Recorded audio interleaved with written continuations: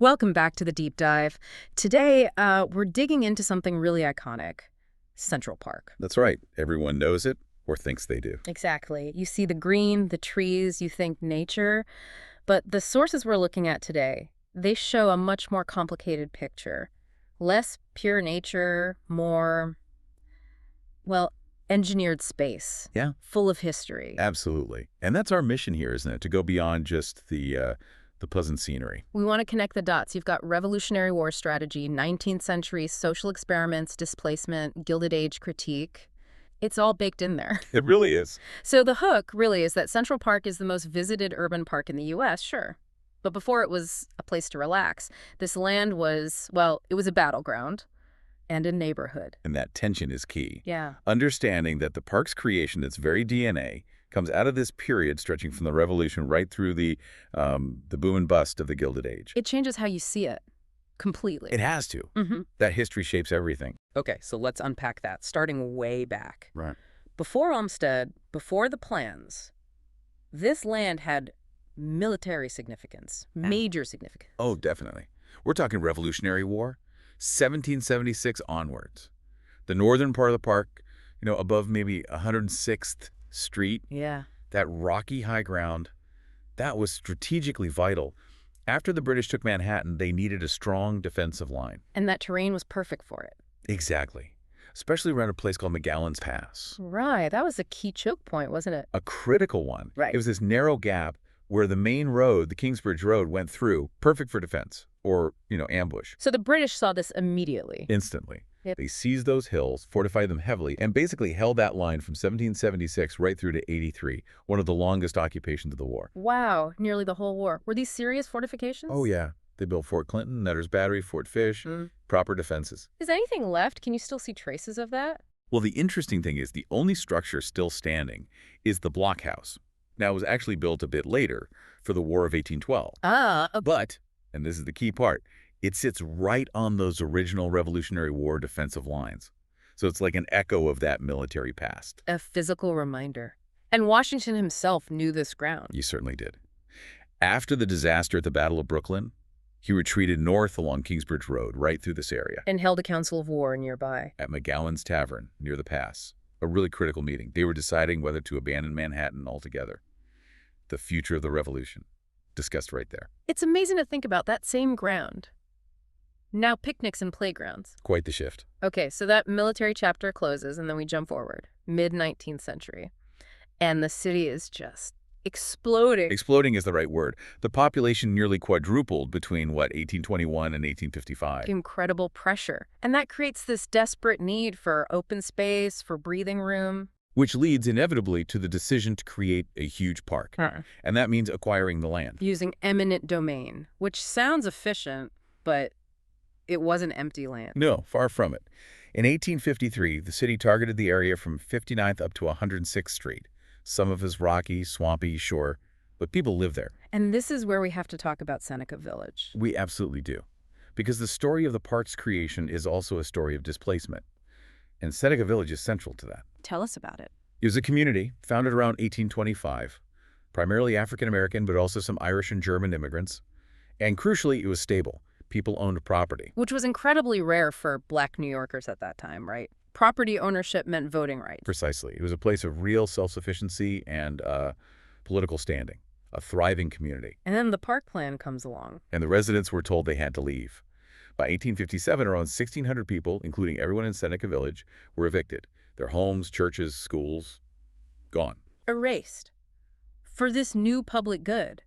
It puts that whole idea of a democratic park into a really difficult light from the start. It does. It's a fundamental contradiction baked into the park's origins. Which brings us to the design itself. Olmsted and Vaux, the Greensward Plan.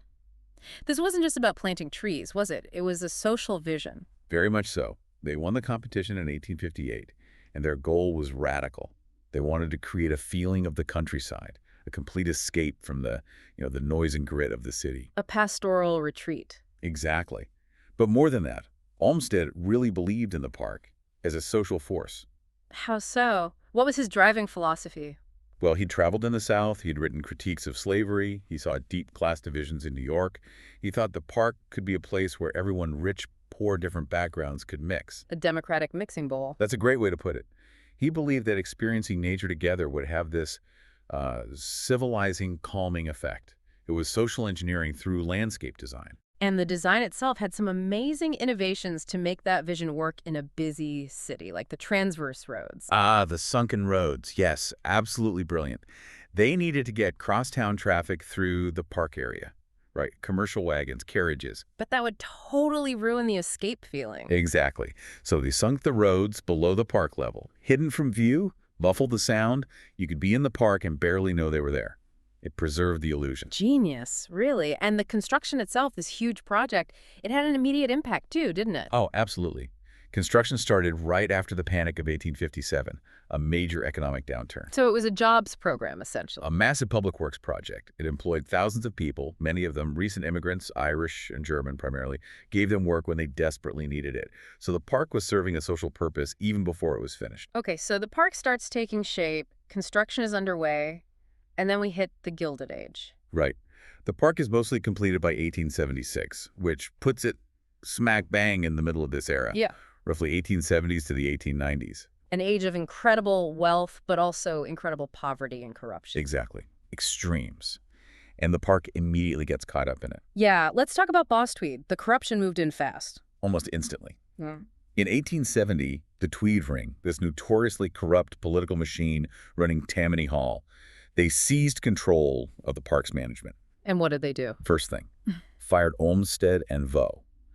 Then they basically used the park's budget as their personal slush fund. Massive embezzlement. So the park, designed to cure the city's ills, becomes instantly infected by them. The very corruption it was supposed to counteract. Yeah. It's deeply ironic. And this is exactly the kind of thing Mark Twain was writing about, right? He actually named the era. He did. His novel, The Gilded Age, co-written with Charles Dudley Warner in 1873. The title says it all. Meaning Something looks golden and prosperous on the surface, gilded, but underneath, it's base metal. It's covering up decay, inequality, corruption. wow. So you have Twain providing the sharp critique, exposing the rot. In Olmsted, in a way, providing the proposed solution, or at least an attempt at one, these public, healthy, democratic spaces to try and mitigate the problems of the industrial city. But there's another irony here, isn't there? With the park and the Gilded Age elite. Oh, definitely. Olmsted wanted a space for everyone. But what actually happened? The park's creation massively boosted the value of the land around it. Right. Suddenly, Fifth Avenue, Central Park West, prime real estate. Exactly. And who snapped it up? The newly rich titans of industry, the financiers, the very symbols of the Gilded Age. They built their enormous mansions overlooking the park. So the public good ended up creating this exclusive amenity for the wealthiest. It absolutely did. It became the ultimate status symbol, the defining feature of the city's most elite addresses. That tension between the public ideal and the private capture was there from day one. So thinking about that tension today, how does it play out now when we visit the park in our very, digital personalized world? That's a great question, because the park is still public, but it's also a global brand. It's content. Like those photo tours the sources mentioned, the Central Park cell phone and selfie tour. Exactly. Think about what that is. It's a curated experience. Small group, guided tour. Hitting the highlights, the mall, Bethesda Terrace, Strawberry Fields. Right. But the focus isn't just history. It's optimizing your photos. Getting the perfect shot for your feed. You're paying for a packaged, shareable version of the park.